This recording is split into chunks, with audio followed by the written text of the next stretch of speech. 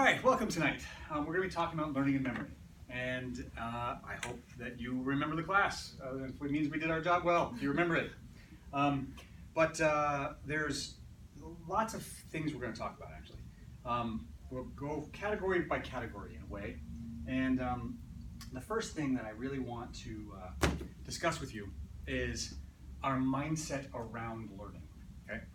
What I mean by that is there's two ways to think of basically everything. If we could just very broadly. We either think of something in a fixed kind of way, or we can think of it in a growth kind of way. Okay? So a fixed quality typically is, let's say, our height, our eye color, right? It's basically stuck that way. Okay? But there's most things in life, and if it comes to our brain particularly, it is not fixed. Things change, things can grow.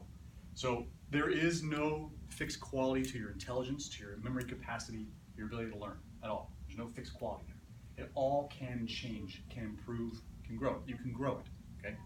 That is a neurological scientific truth. You can take it to the bank.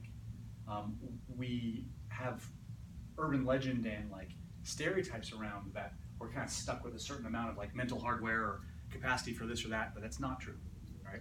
So you guys being here, by virtue of you being here, somewhere inside you already believes that, already knows that, because you're here to learn about learning and memory. So, off, yes. Can you, the slider closest to you, just click it down. Nope. The little button here. That. Thank you. It'll stop. All right, no, yeah, thank you. Okay, so keep that in mind. This is about this class, but it's also about our lives. You can have a growth mindset about anything you're doing. I went into my chiropractic practice thinking that, I had a lot of chiropractors in my family, and I grew up wanting to be a chiropractor. So I sort of was very fixed in I needed to come out and be good at this right away, okay? And I wasn't, because I was brand new and I wasn't very good at it right away. And I floundered a lot in the beginning, okay? And it took some time, and I realized that mindset was a little bit broken, and instead adopted a growth mindset. Not expecting to be good at it, but instead expecting to get better at it, okay? So that's a gift. It's a gift I want to give you when you go into your career, that's you, but anywhere in your life, okay? Knowing that you can just get better at something, at your marriage, at your health, at your life, at your brain, at your cognition, at your fitness, you can get better at it. You can get better, right? There is nothing, we're not stuck, okay? Now, moving forward from that, let's now roll up our sleeves and get into our brains and learning, okay? So, now, in three broad categories, your brain needs three things to be healthy and well. And this kind of is fitting for all of our body in life, but we're kind of talking about our brain specifically. So the first big, huge category is stimulation. And we're going to talk about lots of things that fit into that. Stimulation is anything you can imagine to be. It's physical activity, it's laughing, it's this, interacting, it's learning, it's moving, it's just stimulation. So it's anything action, basically. And even the inside kind of action, physiology and stuff like that. Even you thinking and imagining stuff, that's stimulation, okay? Then the next big category, which has a lot of overlap, like these categories all overlap each other. The next one is nourishment. So nourishment is also what it sounds like. It's basically anything from the environment. It's our food, it's our water, it's our sunlight, it's our breath, okay? Nourishment.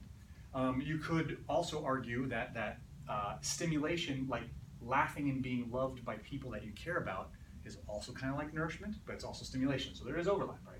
But anyway, nourishment is environmental stuff, which we'll talk about food too a little bit tonight.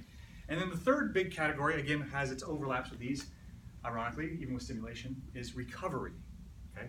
Now that big category sounds like sleep, and sleep is a major part of that category, but it's not the only part.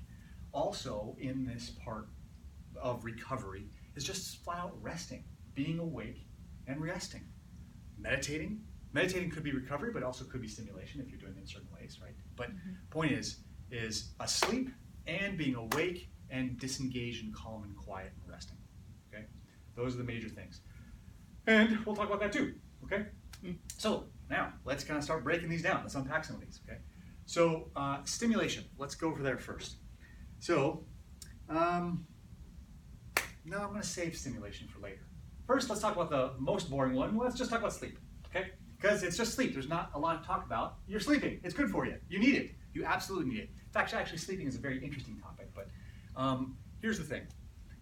If you're trying to learn anything, some of this is obvious, but I got to cover it. If you're trying to learn anything, you will not absorb it. You will not put it in here and keep it in here unless you sleep, okay? Now, what happens in your brain when you're learning things? You can kind of think of it like wiring, like a wiring diagram, or all the electrical lines out that run along the street. You know, our brain has all these wired connections between brain cells and brain cells. They're all like touching each other. They're firing electricity back and forth to each other. So when you're learning something, some wiring actually moves itself. It like actually changes how it's rewired, how it's put together, so you can access information better.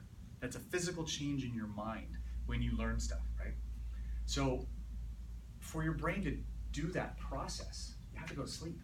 Like they stuck rats in like mazes and they made them run the maze until they actually figured this maze out really, really well. And then some rats got to go and sleep and do the same maze again the next day, and other rats didn't sleep well and they were disrupted. And lo and behold, these rats that didn't get a chance to sleep, they do not get that maze right. There was no learning. They never did it quicker. Okay, it's the same for us. So that's the long and short of it.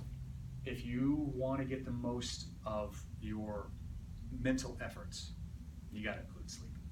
And one more little takeaway here is, for most people, 49 out of 50 people, you need a range of 7 to 9 hours. The reason why is, think of it like this. Everything living has to eat and has to poop. Everything living has a metabolism. This stuff goes in, this stuff has to come out. So your brain, it's got cells in there, and that's what they do. They eat what your body gives it, and your brain also poops, okay? So the brain poop, it's the metabolic waste. It comes out, but it builds up in your brain. It does not actually flush itself out of your brain until you sleep. So your brain swells and swells and swells all day long until you actually sleep, and then it like flushes and the metabolic waste of your brain cells, your brain pee and poop, goes down, and your body then gets rid of that. So your brain cleanses itself. And if you don't sleep enough, that waste builds up, causes harm. So sleeping, lack of sleeping, actually causes brain harm. Okay? Now we're not talking about longevity. We might do a class on longevity, but here's a hint. If you want to live longer, you also sleep too. Sleep right. Okay? So, yes?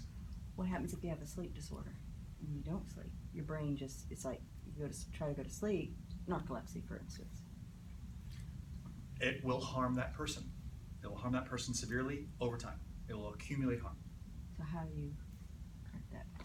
There's different things to be done, and maybe we'll talk a little bit about that in this very class. I'll tell you actually, there's different things you can do, but on my own end of things as a chiropractor, you'll have to indulge me. I will be talking about chiropractic tonight. Okay. Chiropractic care.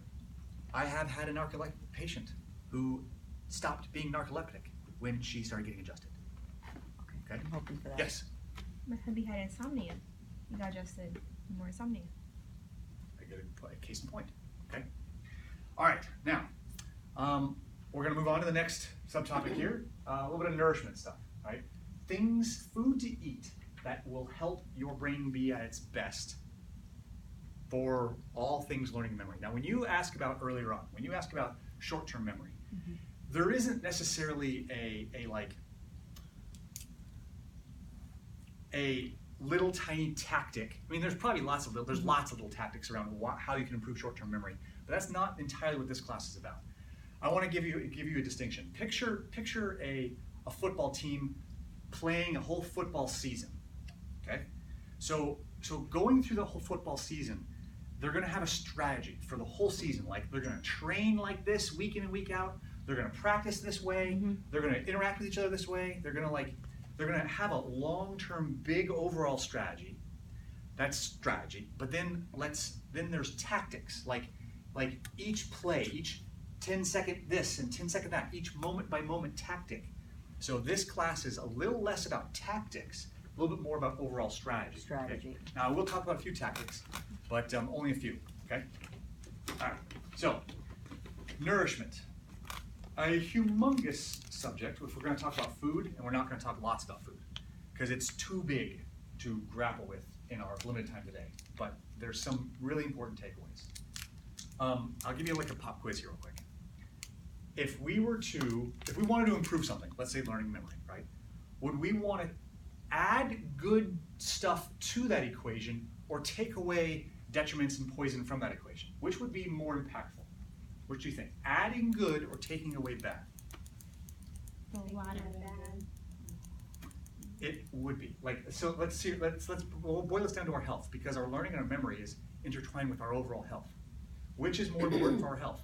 Adding more good nutrition or taking away a poison? Poison. The poison's going to kill you. Taking away the poison, just eliminating a negative, will have huge gain. Now we all want to add positives, yet if there is a poison present, if you take that away, just the absence of that automatically lifts you up, okay? So the poison we're talking about here in terms of our food is how much body inflammation we have, okay? Body-wide inflammation is really, really bad for you, okay? It's the thing that shortens lifespans and adds lots to our diseases. Body-wide inflammation is terrible for you. And the thing that we eat that adds the most fuel to the inflammation fire is sugars, okay? And sugar is just, I wasn't eating much chocolate. and sugar's wonderful, it tastes delicious, There's and good in it. I'm gonna partake in some of that organic dark chocolate in just a second myself, okay? That's the thing, right? Now here in America, it's hard to avoid sugar, let's face it. But if we can kind of minimize it, if we can start draw certain lines around when not to have it, like I talk to people about how to make changes in your life, but try to make those changes successfully. If you make wholesale changes and you're going to rely on your willpower to do it, you will not get very far, right? So you have to kind of build structures and systems, make it a habit. If you make it into a habit, then it becomes much more easily successful. And one really impactful way to reduce sugar consumption is, here's one, have no sugary beverages. Don't drink anything sugary. Eat whatever you want, just don't drink anything sugary. Don't add sugar to your coffee. Don't ever drink sodas. Don't have sweet tea. So you can take a whole category of sugar consumption away, and you'll already be doing better. Or as an example, let's say you never have dessert after lunch. Have dessert after dinner all you want, but never after lunch. I had this one lady who would have dessert after every meal, and she was getting closer and closer to diabetes. I'm like, hey, Karen, why don't you just stop eating dessert after lunch? She's like, okay. And that sounds like a great idea. And she was edging her way to diabetes, and immediately started backing off. Just by cutting out half the dessert she had per day. She still had plenty of sweets. Or another one would be no sugary snacks. Period. If you're hungry in between meals, you can't grab a handful of M&Ms as your snack or a Snickers bar. That is not snack. That's just candy. It's not a snack. It's candy. Right. So as an example. Satisfying though. Right. That's what Right. this is. So there's the ways that you can draw a line. Okay. Now those are just some examples of doing less sugar as an example. Okay. Now another major player in terms of getting our mind at our sharpest is getting our gut right. And as a broad category of getting your gut right, probiotic food. Okay. Inside our intestines lives lots of bacteria. In fact, I always like to talk about, if you were to strip away all of the bacteria that's inside you and on you, you're totally sterilized. There's no bacteria on you whatsoever. That takes away 5 pounds approximately. The average adult has 5 pounds of bacteria in them and on them. That's not actually you. So the next time you get on the scale, just automatically subtract 5 because that's not you anyway. Okay, good. Poof, you've lost 5 pounds. Just like that. It's like awesome, clothes. Aaron. You don't count your clothes as your weight. Why should you count your bacterial load as your weight? Right? 5 pounds. Done. Good. You're good. Okay. But we need all those little happy little critters. They keep us well. If we did not have them, we would get very sick very quickly and probably die. Pretty quickly. Okay?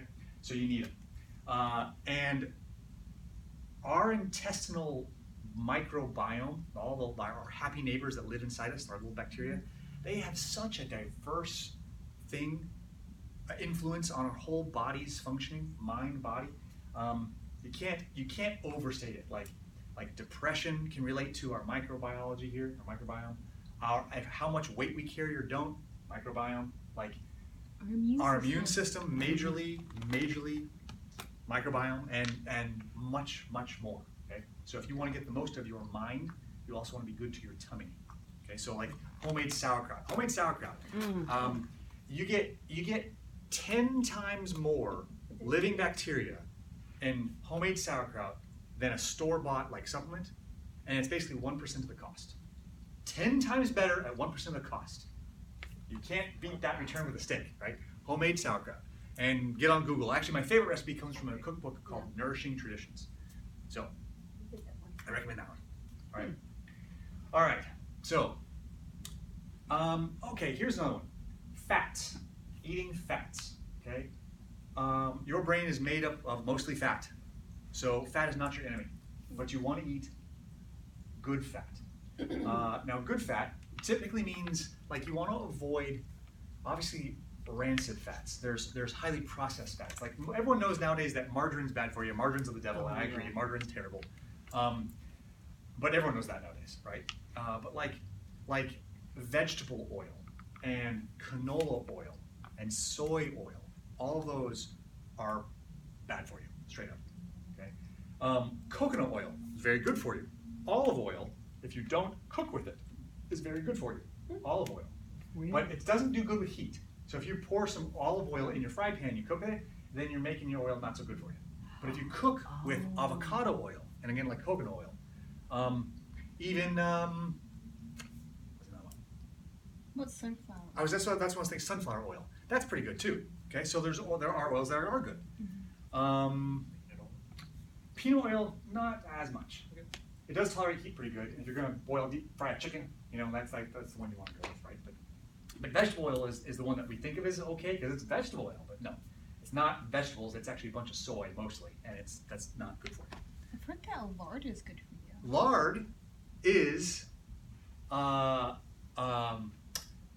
Lard is fantastic for you. Crisco actually. oil? Like Crisco No. lard, the white stuff. No. Crisco is Crisco. Oh. That is terrible for you. Oh, Okay. okay. Lard is lard, and that actually has a lot of good qualities to it. In fact, it's loaded with vitamin D. Lard. It's actually what? Behind flaxseed oil, lard is the second best source of vitamin D. Right? It bakes well, stands up to heat well. Lard. Butter, just regular straight up I butter. love butter. Butter is fantastic. Okay, and organic butter is ideal, but if not organic, my favorite type of butter is the Kerrygold butter. That's my favorite too. Yeah. I get it at Costco. I recently learned, yes, you can buy boxes of the stuff at Costco, right? Well, I recently learned, and this is a little sad to me because I like salted butter because I like salty, but it turns out that the makers of butter will put their best quality stuff and they'll use unsalted butter. They're slightly less quality stuff. They turn that into salted butter because the salt will cover the flavor more. So the best of the best is unsalted butter. And just add your own salt, which is what we do. Ground sea salt from Costco, right? All right. So what? Kerrygold, can you get that like at Publix? Is Yes. it like Irish butter? Yes, It's expensive. It's yes. Very Quite expensive, pricey, like yes. this big. Yeah. Yes. Yeah. But it is good. Absolutely. Costco. These are the Costco's with the cheapest places you can get it. Costco Yeah. has Kerrygold? Yes, they do. They have it like wholesale and yes, Costco. You gotta get a Costco membership. I got one. Good. And while we're on it, eggs. Okay. I love it. Eggs are great for you, and you can only buy the most expensive eggs in the store. Frankly, you want to buy the expensive stuff. If you're going to buy a 99-cent dozen, just don't. Okay, you got to get. It's obnoxious. It hurts me. I see $2, $3, $4, $5, $6.50. I'm buying the $6.50 egg. Right? It hurts, but I do. I buy it. Okay. I rarely buy that. What I usually do is I go and buy mine from the farm, and we have a farm drop off down in Kennesaw, up in Kennesaw. I'd like to find out about that. Yeah. You pick up some fresh eggs. Carlton Farms. Look them up. Carlton Farms. You can get a lot of good stuff there. Or like at Marietta Farmers Market, like on the Saturdays too, there's usually. People will bring farm fresh eggs. I from get places mine like at, like today at the Powder Springs Market, the guy has fresh eggs. So that's the takeaway. If you can find a source where these chickens are running around on the farm, pecking at the ground, eating bugs, being the bird-like predators that they're supposed to be, not just eating genetically modified corn that's given them, right? They're eating worms and bugs, right? And they're running around, and they got lots of sunlight, they're being normal birds. Those eggs are wonderful for you, okay? I would say you can't eat too much of them. Yeah, they're not vegetarians like people waste their money on vegetarian eggs. Yeah, birds are predators. Yeah. In fact, chickens are dinosaurs. They're like the leftovers of dinosaurs. That's a whole other story. Crazy enough. All right. Anyway, Yeah. chickens are evolutionary And like you can tell dinosaurs. the difference when you crack open just a $1.29 dozen eggs and then you go to the free range and you crack them both open and you look at them. Immediately different. There is Majorly difference. different. The yolk is usually a bright gold as opposed to a Yes. pale yellow, Yes. and the egg white itself, the clear before it's cooked, it's like it's generally like kind of solid already, where other ones are run. Yeah. Okay. So there is definitely differences. Okay. All right. So there are some takeaways on your food, but while we're talking about nourishment, and we did talk about poison here, we got to talk about a few more things that are worth considering taking out. If we're talking about brain performance, cognitive strength, okay, there is a very, very common medication that undermines that. Okay, these are statin cholesterol-lowering drugs. Okay? Statin drugs, basically, if you start taking statins, you will cognitively perform like you just aged 10 years. Okay, cholesterol-lowering drugs. The way they work, this is the short version of this, the way they work, for the most part, is they're actually toxic on the liver. Okay?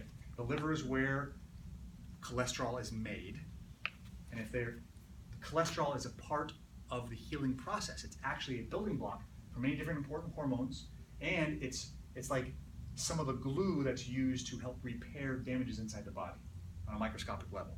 So if the liver is being damaged, and the liver is where the cholesterol is made, the body will hold all the cholesterol in the liver to help repair the damage that's occurring by the statin drug. Okay?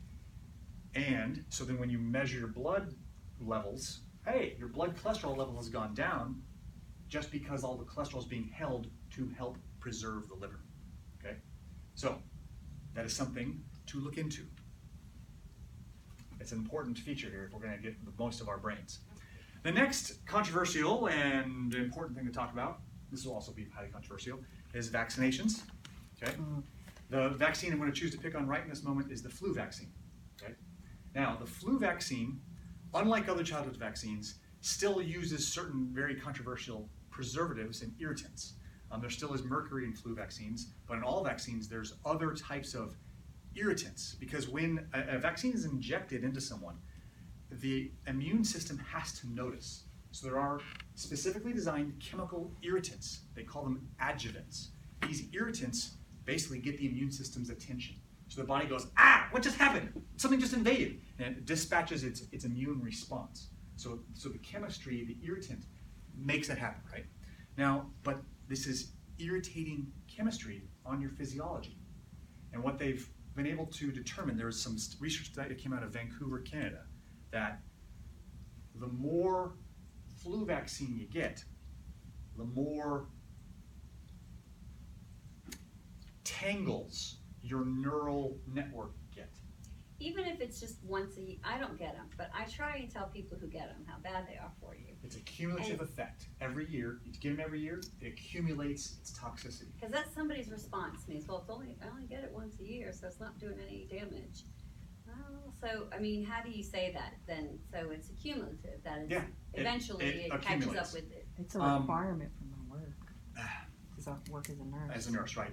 That's a conversation we could have more of. Okay. A lot of times, they make it very difficult on you to say no, but there's still a possibility of saying no.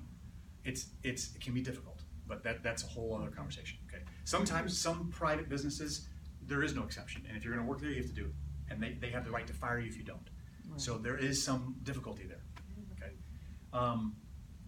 But the thing is these tangles of the neural network that occur are the same kind of tangles that basically it looks identical to Alzheimer's. Okay, so the use of a flu shot does basically hasten a brain towards degenerative conditions of the brain. Okay, this is controversial stuff, but it's worth knowing if we're going to talk about the best brain we can have. Okay, all right. Go ahead and sneeze on that one. All right, now that will wrap up what we're going to talk about in terms of nourishment. We've already talked about a recovery. Now let's talk about the stimulation. Okay. All right. Now, I want to talk a little bit about some of the tactics part. Okay. Like if someone's trying to actually study something, actually try to absorb something, there are certain tactics that make it easier, better, more. It sinks in a little bit deeper. Okay. So, have you ever heard the idea that, like, let's say you're studying for something. Have you ever heard the idea that you want to have like your study spot, your study time, your study spot? Get that pattern in, right? You've got your desk, this light, and that music or no music, and your spot, okay? And that's like taught as a best practice. Study that way. Turns out, that's not true at all, okay? So here's the thing. Our mind, if nothing else, what you could say our superpower is adaptability. Changing, flowing, and rolling with it, okay? And so the more we flex that adaptability muscle, the better we are. So here's the idea. If you have to study something, study it at 5 o'clock one day and study it at 7 o'clock the next day. Study it at 3 this time and study it in the morning the next time. Study it with music on one day and study it in silence another day. Study it at a cafe one day and study it privately at your home another day. Study with a person one day, study alone the next day. Okay? Giving yourself a lot of variety of how you are interacting with that information gives your brain lots of practice at accessing and connecting with that information in lots of different contexts. Okay? Variety, variety, variety, variety. Mix it up, mix it up, mix it up, and you'll sink it in. Okay? There was this interesting study done with people going out and trying to identify birds. Okay?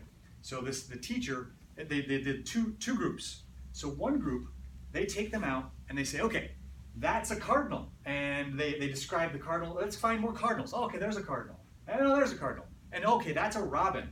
And that's a robin. And they go find more robins. That's a robin. So they were doing it sequentially, where they saw, all right, it's this bird over and over again, and this bird over and over again, and this bird over and over again, right? Just one thing after another. Then this other group of people, they took them out and they said, okay, look, that's a robin. Oh, and that's a sparrow, and that's a crow, and that's a turkey, and that's a cardinal. You can tell I don't know all the birds, right?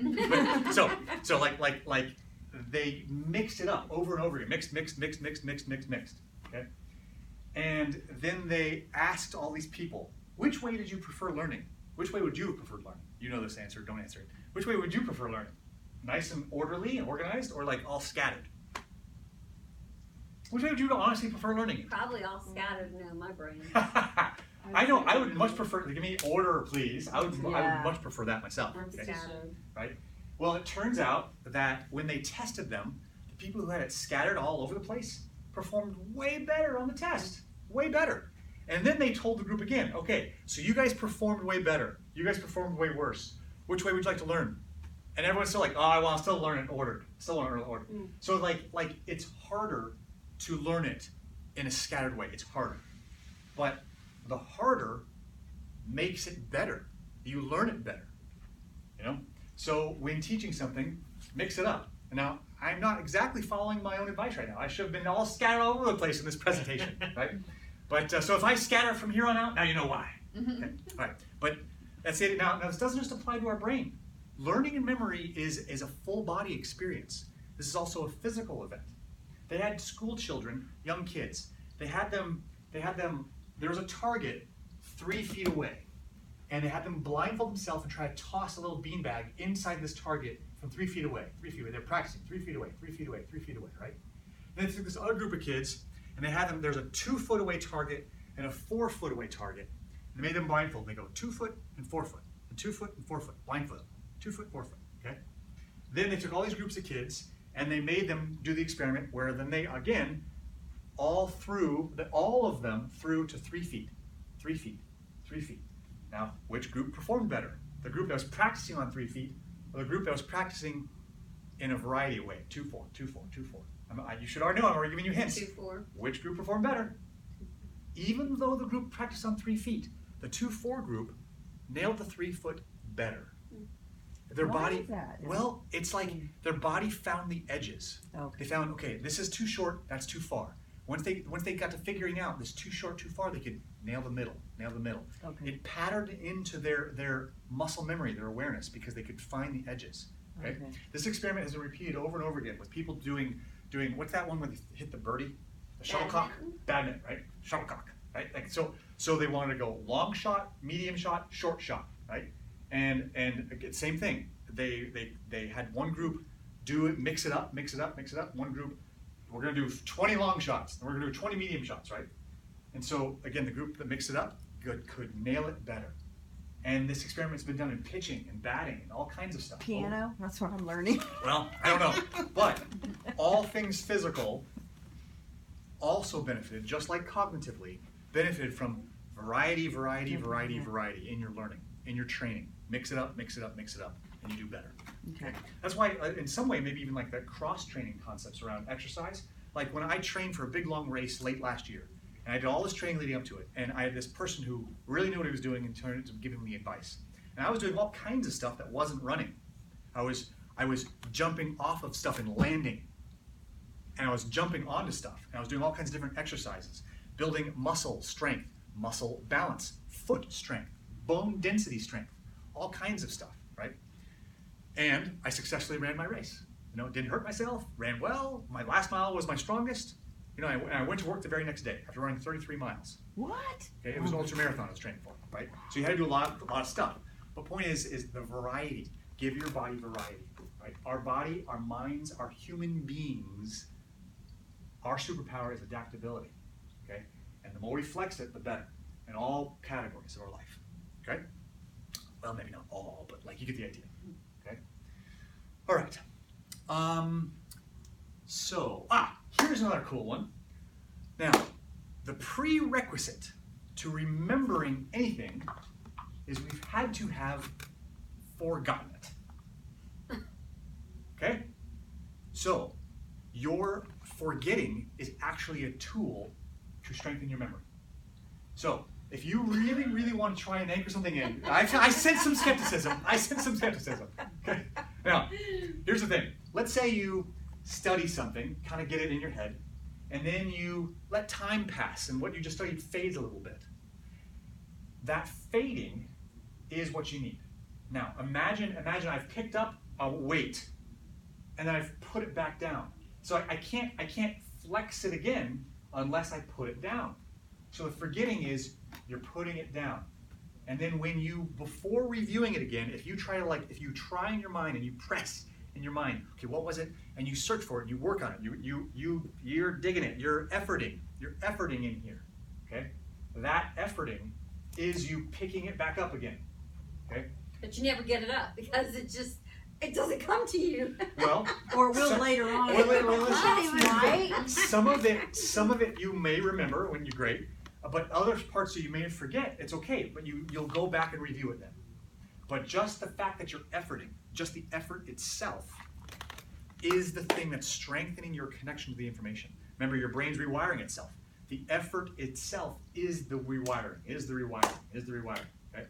So when you are trying to pass classes and you get the material early, you go through it and then give yourself a little time for it to fade and forget it a little bit. And then you self-test yourself again. Before reviewing it, self-test, and then review once you've squeezed yourself a little bit, okay? I can do that with piano. Yes. actually. And that makes sense with classes. I mean, with academics. I get that. I can relate to that from when I was a student. Are you suggesting that there's a caveat to this, that this doesn't apply across the board? But just like, yeah, because I can't self-test myself. What did I do 2 days ago? Wait. And there's nowhere for me to look to know what I did 2 days ago, so it just doesn't come back to me. Well, here's the thing. Sometimes the context you're in will jog your memory. Your effort still strengthens your mind. Okay? Your mind does not get strengthened. Well, I should have a good memory then because I put lots of effort into it. Well, then you should. But I don't. Val, you might be better than you think it is. Okay? But I'm worried. okay, so here's something real quick. You talked about you both kind of made references to, I don't remember what I did 2 days ago. Okay? Well, no, this is a big reason why. If your day today is very similar to tomorrow and very similar to yesterday, they all blend in. There is no emotional trigger. There's no emotional thing that grabs you.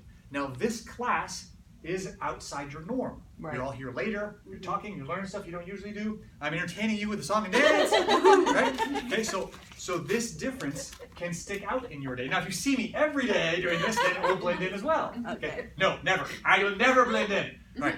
No, the reality is, when you have a variety, that sticks out. The sameness will blend in. Your brain does not need to waste energy on remembering everything that's the same, but it will remember some differences. Okay? So in essence, don't worry what you did 2 days ago. But if you really got down into your mind, okay, that was Tuesday. In the context of what was I doing Tuesday? I went to work on Tuesday, and blah blah, that kind of thing. So the fact that it's blending is the thing. Okay? If you do want to be able to remember certain things like this, try to, well, honestly, it's also a matter of presence. You can't pattern things in unless you are present to it in the first place. And it's very, very easy to get very automatic pilot in our day-to-day because everything's just so automatic. Okay? We don't give it full presence, so we don't even have the chance for it to be patterned in. Right? But if we can give our full awareness to it, that gives us the chance. Okay? If we can feel some difference in our emotions around certain things, that gives us a better chance to remember it. Okay? Okay? So kind of be in the moment with it. Being present, yes. Yeah, okay. Yeah. Like utilizing more of your, in other words, come to your senses. Mm-hmm. Meaning, like, feeling the socks on your feet, feeling the seat under your butt. Okay. Okay? Smelling the smells in the room, really being present to the sounds, right? Noticing the lighting, like, come to all of your senses. It's seating you in your body, right? Notice how you feel in your body. Am I hungry? Am I thirsty? Am I not? Am I comfortable? Am I whatever? Being present to all of your senses, that puts you in your present moment in your body, and that gives you your best chance at actually being able to remember what you're witnessing, okay? By actually coming to your senses, right? Got it. That makes total sense. It does make sense. It does. All right. Now, this is the part where you'll have to further indulge me, because I'm going to brag to you about what your chiropractic care will give you as well. Okay? So, chiropractic care, okay? I'm adjusting your back. Now, what threads its way through the inside of the spinal bones? Nerves. Nerves. But what's the main core central trunk of nerves? What's it called? Do you remember?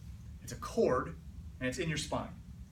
Spinal The spinal cord! Yeah. Ding, ding, ding. All right. The spinal I'm cord. thinking something like Fancy, right? Yeah. No, not fancy. It's a spinal cord. And you can also accurately think of it like the tail of the brain. It is fully, like my arm is attached to my body. Yeah. The spinal cord that threads its way through the bones of your spine are attached to your brain. Okay? And then all those nerves, like my fingers are attached to my hand, all the nerves then go threading their way throughout, and they touch every other piece and part and cell in your whole body. Mm-hmm. You are fully integrated and collected through your entire nervous system. You're all one whole thing, and your nervous system is what connects it all. Right? There's a nerve to every cell in your body? Not direct, but indirect connection. Sometimes cell to cell needs to connect to each other. Right. Okay? All right. Now, it's just I'm talking about the mastery, the supremacy of your nervous system throughout your whole being. Okay? Now, when you get adjusted, I'm going to throw some things at you here. No particular order, because now we're doing the scatter, so you can remember it better. Here we are. This is by design. All right. Now, first, this is just a little graph that some scientists, they put little electrodes on people's heads, and they were measuring electrical activity in your brain. Okay. Now, this electrical activity. Okay, that black line, the one that's the highest. That line is the line that they measured before they delivered an adjustment. Okay, this is brain activity. Okay, so this is all happening in milliseconds here. So this is the height of the brain's activation before the adjustment. And then all these other lines were 10 minutes, 20 minutes, and 30 minutes after the adjustment. And so what you notice is all these lines are lower than the black line. Mm-hmm. After the person gets adjusted, the electrical activity gets more efficient and calm. Okay? So that's one example of how the brain will change after an adjustment. All right. Now, this experiment, okay, these guys in Japan, hey, why don't we stick people into a special MRI machine, and we're going to measure how active the brain gets after an adjustment here too, only even much more detailed. And not just the overall activity of the brain, but also where it gets active, where it gets calmer. So the brain, these are slices. So if you imagine like a deck of cards, and you took one card out, you could see like a mid-slice of the deck. So if my brain, you've got slices this way, and slices this way, and then slices this way, right? And so there's different ways you can take a slice out and look at it front to back, look at it from side to side, look at it from top down. So anyway, these are all those different kinds of slices of different brain activities. And what you see is on this graph, without too much detail here, the point is that some areas of the brain got calmer, just like this graph showed us. Electrical activity got calmer. The brain chilled out. But in other areas of the brain, it got more active. Okay? So some areas of the brain that got calmer were areas of the brain that are responsible for basically the stress response, your body being engaged. Right? And that chilled out. In other words, it helped your brain and body and physiology find its disengagement. It's relaxing. It's healing. It's recovery mode. Okay? Bill's in recovery right now, like relaxing. Right? He always is out there, Jesse. He'd fall asleep. He's doing great. All right, so then this other parts of the brain that got more active are the parts of the brain that are responsible for inhibition. Meaning I am angry and I want to yell at this person, but I'm going to stay calm and speak to this person civilly. The part of my brain goes, no, don't yell at them. It reins me in. Or let's say I've already committed, I don't want to eat that glazed donut, but ooh, the glazed donut. The part of my brain will kick in and say, no, you don't want it. You're right. Okay, I don't. Okay. So it's the part that helps us. It's the part that helps us apply discerning action. It's the part that actually is a part of wisdom. It's a part of our brain that helps us focus and narrow our attention where we want it. Okay, it's a part of the brain that's absent in basically every other animal. But it's a part that is very much powerfully human. Okay? It gives us this ability to forego certain extra pleasurable sensations for a long-term kind of objective. That's the part of the brain that's really active. And that's the part of the brain that becomes very active when you get adjusted. It makes you a more disciplined, wise human being when you get adjusted.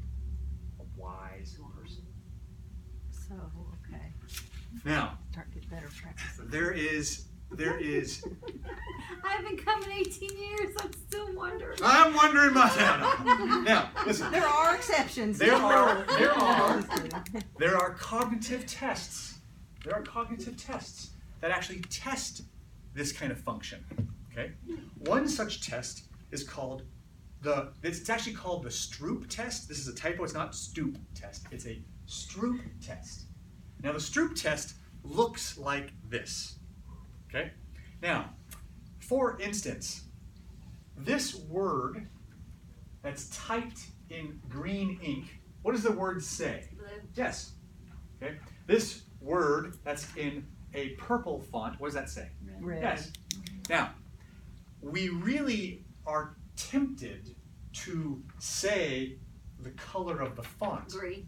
Yeah, Really? green. The opposite. Or the opposite, right? You want to say red, but you actually you have it right. You want to say the word, but if I asked you to only say the color of the font, there is actually a cognitive delay. You've got to like resist the urge to say the word just to say the color of the font. Okay? Right. It's hard to do.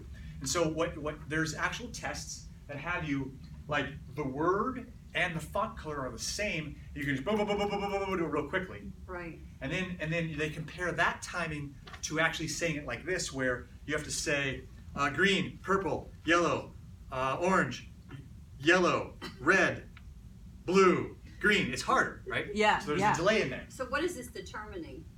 So the timing difference between just saying the easy one and saying the harder version of this, that timing difference is how cognitively good that part of your brain's working. From the Okay. adjustment? Is that so? No, This is just. This is just in general. Gotcha, Yeah. in general. How it's measuring your cognitive performance. Okay. So what I did is I went ahead and measured it. Okay. Oh, And how did you do? Well, wouldn't you know? There's an app for that. And so Really? there's an app that there's a scientist that created an app for a different kind of brain disease, and he had people measure it. And it turns out this app was really, really good and sensitive enough in helping them find this brain disease in its early hidden kind of presentation before it got real bad. And it was really obvious. Like, so they were actually able to help people, and it was like a liver disease that affected the brain. Okay, and so I contacted him. I'm like, hey, I got this idea. I want to use your app that measures brain function because it measures certain specific parts of the brain area that also relate to activation with a chiropractic adjustment. I'm thinking that your app might be able to demonstrate changes for people who are getting adjusted. He's like, sounds like a great idea. Go ahead and use it. Let me know what you find. So I did. And after collecting some various studies here, I'll show you some data of my own collection, my own research. Okay. Cool. So this was early on. I only had 16 people at first. They ranged from 25 to 75 years old. Okay, and this is the first set of trials I did. And they averaged 13 years of school, anywhere from 7 to 18 years of schooling. Because when we go to school, it trains your brain to work, right? So that's one of the factors. And I also measured how often I adjusted these people. The person got an average of 13 adjustments over the course of 46 days. So it averaged about 2 visits a week, roughly.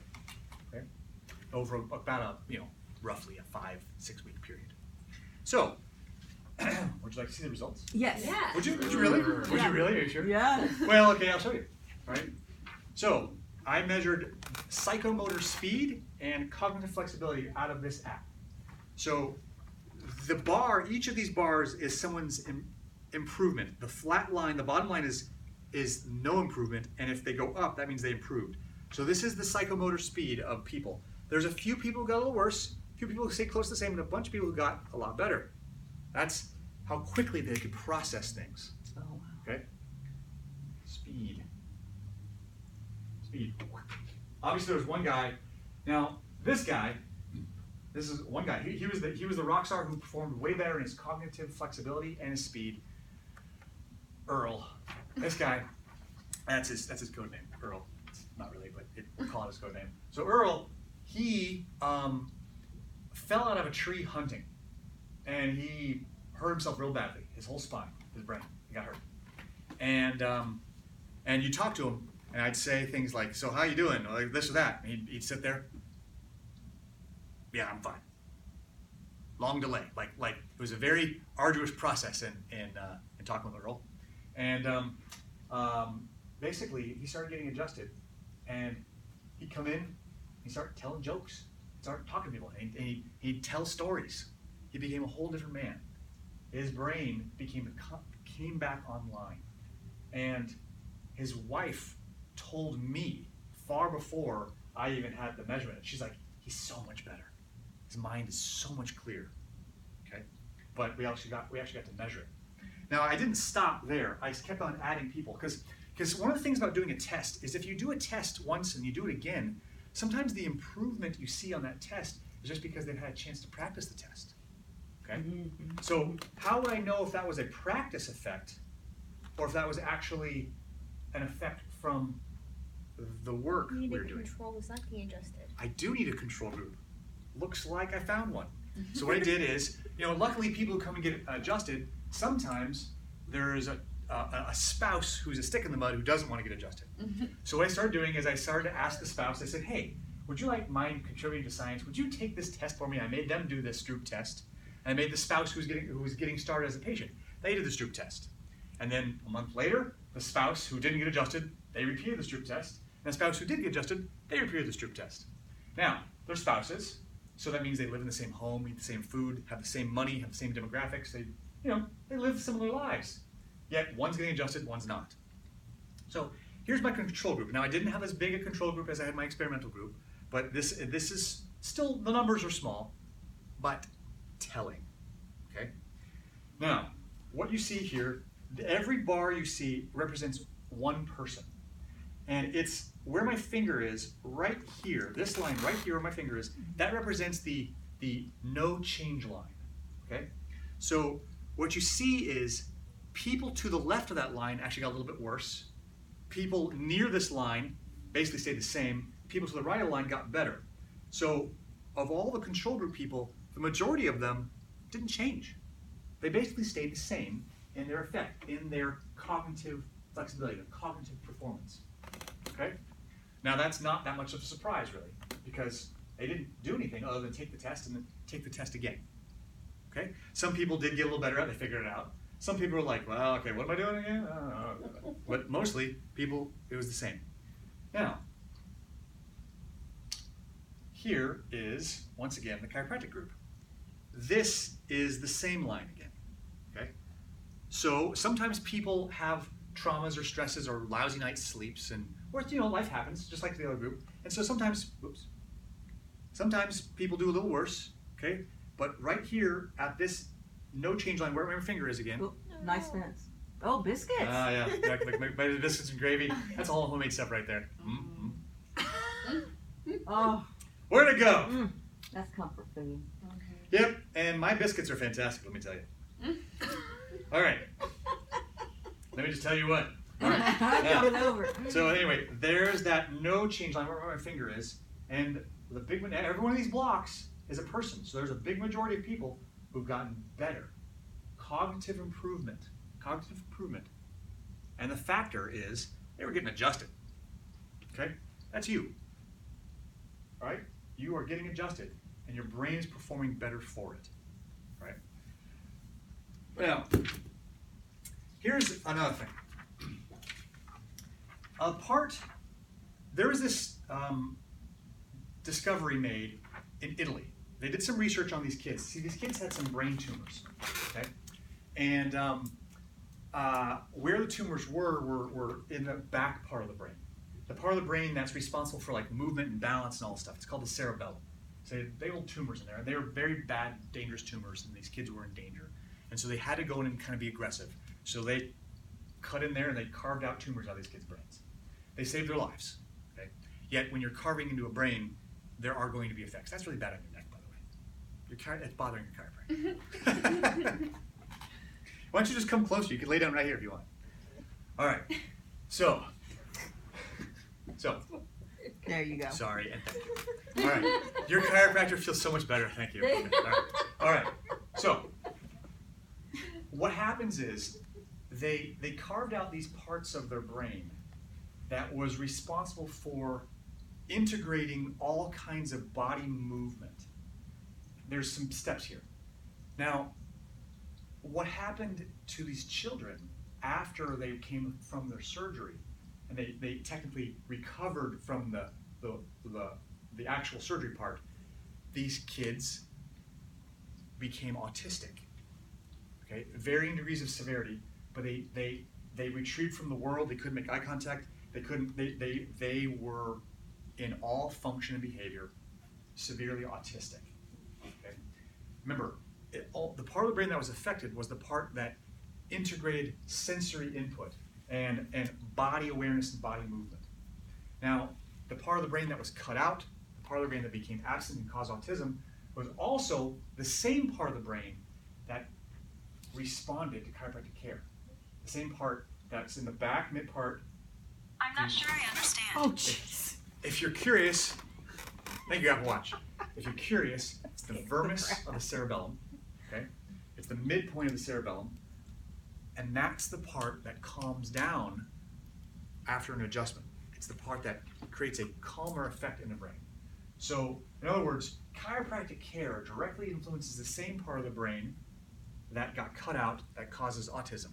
So, to me, what that suggests is that's why kids with autism do so well when they're getting chiropractic care, because the effects on their brain are in the same brain areas that are intimately involved with all that sensory processing.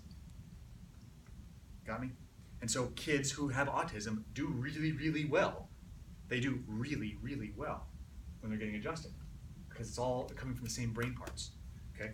So that in effect will help, like attention deficit, like even Absolutely. adult onset attention deficit. absolutely. Okay. Here's a graph of children who this is another small study. Like chiropractic doesn't have billions of dollars to throw at its research, so all of our research is like small. Okay. But what we got here is a group of children who had measured very, very high in autism symptom type stuff. Like there's different scales and different types of questionnaires that you can answer. And so they were very high. And as they progressed through their months of care, their symptoms of expressing autism type stuff went down, down, down, down, down. Okay? Then, actually, you were talking about ADHD. That's why I brought this up. These are ADHD symptoms. Mhm. Okay? Like poor performances in ADHD type symptoms. Okay? Then, right? Nope, don't have the other graph. All right. Well, there's another graph that I didn't save. Each school needs a chiropractor then. Each school needs a Go see chiropractor. Dr. Aaron. There you go. Now. So I got some more numbers on how different people responded. This is the autism one. Lesson. So all the different types of developmental delays and neurological disorders kids have in their development, there's just tons of improvement. There's more stats right here. But the point is, the takeaway is, everything they're measuring, huge improvements and changes when these kids are getting adjusted, because it's making changes in their brain's ability to lots of things. But the main thing, I think, is the way to make sense of all the sensory input, internal and external, and put it in, and it's the way it should be hierarchically organized in your brain. There's lots to that. But anyway, makes people do a lot better. So even though we don't have any disorders that I'm aware of, we're still saying that the adjustments, just from day-to-day practices, living, the adjustments are going to help my brain function. Like concentration. So yes, I'm saying, yeah. The answer is yes, but then you bring up a good thing. So my medical colleagues will typically think of something. They think of a problem. This is the way it typically goes. Here's the analogy. Imagine we're on the ground floor. We're at zero. This is the ground floor. Okay. So when you have a medical problem, it's like you've fallen into a hole. You've gone down -10. Let's say, as an example, someone gets an infection, a bacterial infection, and someone opts to choose to use antibiotics. So they're at zero without the infection. They go to -10, and when you start taking antibiotics, the purpose of that antibiotic, the purpose of that medical intervention is to restore someone to normal. So they take the antibiotics for their round. That bacteria are killed off. That's the idea, and then you come back to zero. Okay. So they go from bad back to normal. Okay. Medical intervention. Now the difference between my medical colleagues and myself in this work is chiropractic care. The purpose of it, the function of it, what it does for people is it moves you up. Okay. So if you're at -10 for whatever you're dealing with, -10, the adjustments, the work helps bring you up. You go up to zero. But if you are currently at zero, it will bring you up. It can bring you up to +10. Okay? Zero is not, you're not stuck there. Things get better. We opened up this idea around growth. Things can get better. Things do get better. We are not stuck. We are not fixed. Things improve. So as an example, this, and the precedent isn't just with chiropractic, it's in many, many things. Many real life things. Like you take a marriage that is just not getting divorced, that's not what you want, right?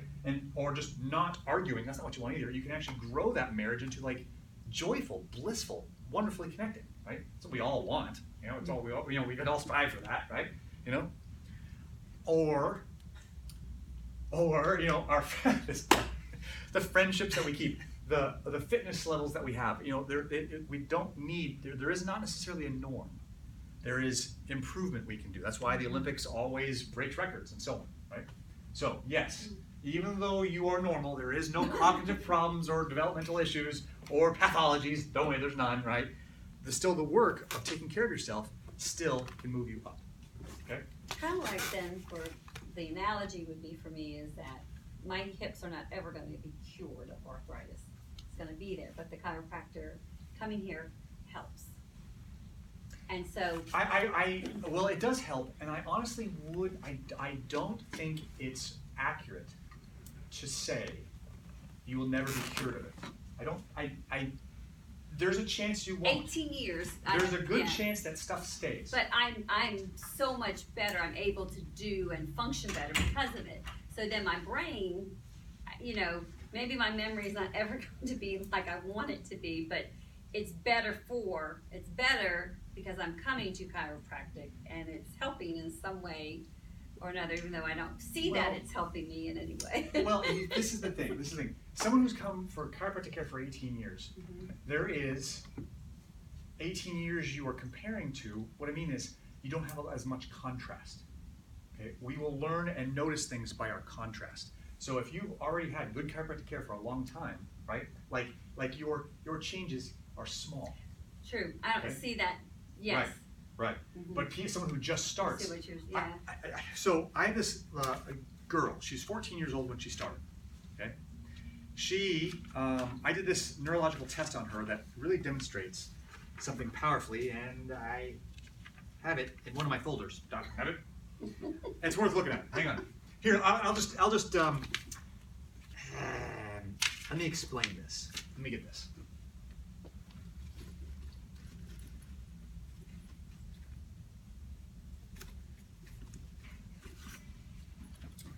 All right.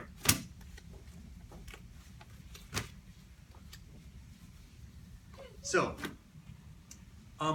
if we cover one eye, the eye that we're seeing through actually has a blind spot, but our brain, what it does is it kind of knits the field of vision together, so we can't actually tell there's this big blank spot in our vision. We can't actually tell; it doesn't show out to us. And plus, we have the other eye that makes up for it. So when we're looking around with two eyes, we do not detect any blind spot. Both eyes have blind spot, but both eyes compensate for each other. With me? Now, if I put someone who looks through one eye, I can actually put a pin, and there's a way of measuring the size of someone's blind spot. Now, the United States Air Force has measured what a normal blind spot should be. So there's a normative range, okay? And so I had this little young girl, she's 14 years old, and I was trying to figure some things out with her, and I had her do blind spot testing, and this was the sizes of her blind spots. Now, you tell me, are they the same size left to right? No, not even close, okay? And do you think, for instance, is that normal to have a blind spot that big? You don't have any idea, but just intuitively, do you think it's normal to be that big? No. No way. This one's not even right either.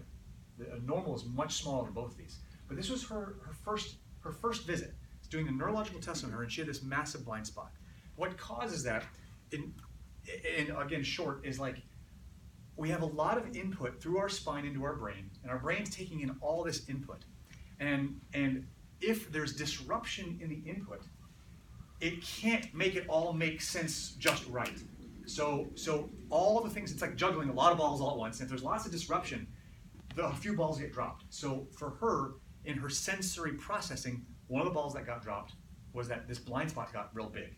And she didn't notice, but she was not processing vision well. And she didn't even notice, okay? All right,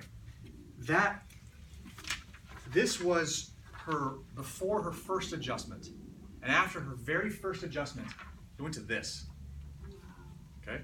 So her brain responded immediately, okay? Now this still isn't normal, but it was like one wonderful big step forward, okay? Wow. 1 month later, after consistent chiropractic care all month long, this was another one before her adjustment, and this was her after that same adjustment. So every adjustment, she's still noticing differences, okay? 1 month in, right? And then we go 2 months in. This is her before her adjustment that day, and this is her after her adjustment that day. And now we're talking. This is now getting right at normal size, really close to it, right? And then 8 months after that, just one more follow-up with her. This is her before her adjustment. This is her after her adjustment. Basically, they're the same size now. This is normal. So in other words, the contrast wasn't seeable in this test anymore because her brain finally got it right. The neurology got it all together well, and so the contrast wasn't there in this test. There's other ways and other things to measure, but in this measurement, it received in normal. Okay. Now, just so you can review, this was her first.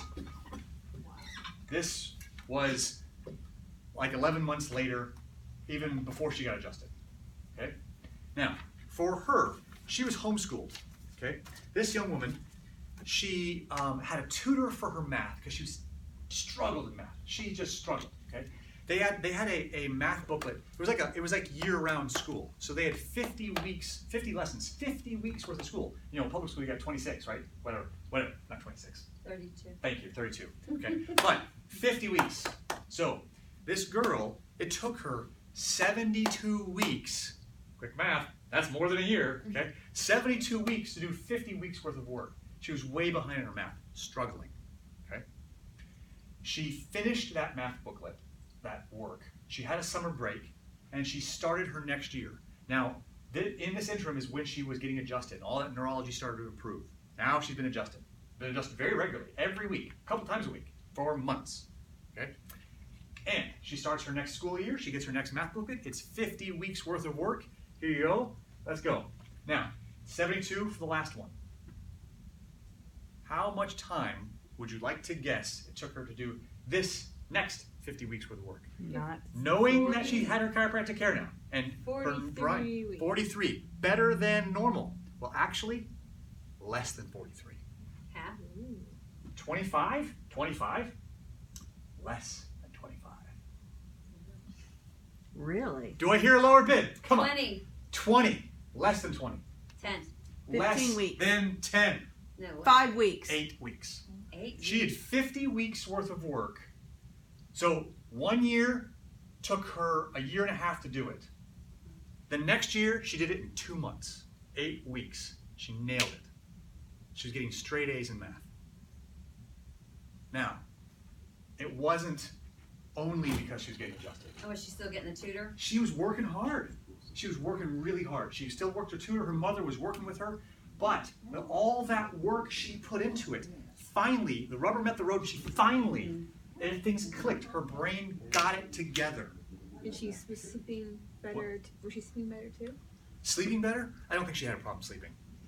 Okay, but so this girl had a whole new thing, and she graduated high school, which her parents were worried about doing. You know, she's since kind of drifted away, and she's not in college right now. I'm a little ticked with her.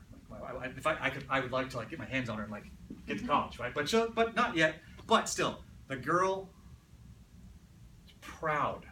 It changed. See, that would be an example of someone who felt stuck and fixed, and I am bad at math, which wasn't true, but she didn't have evidence to suggest otherwise.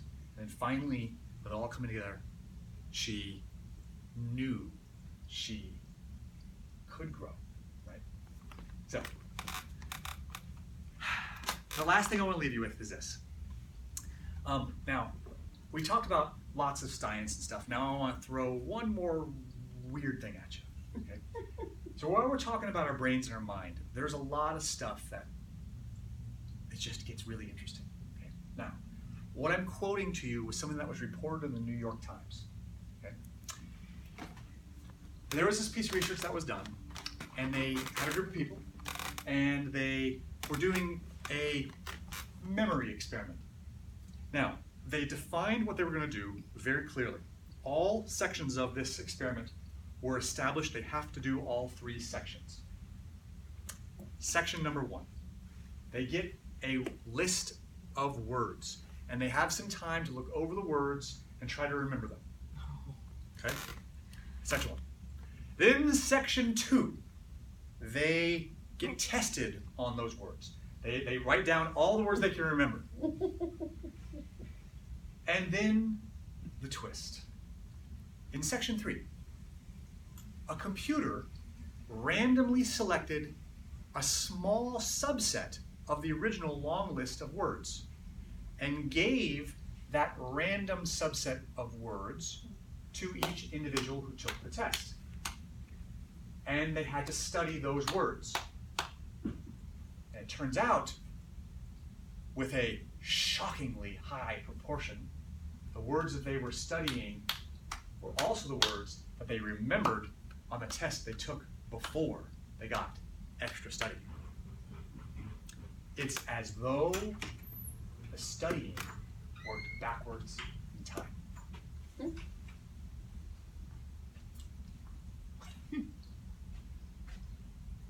Okay?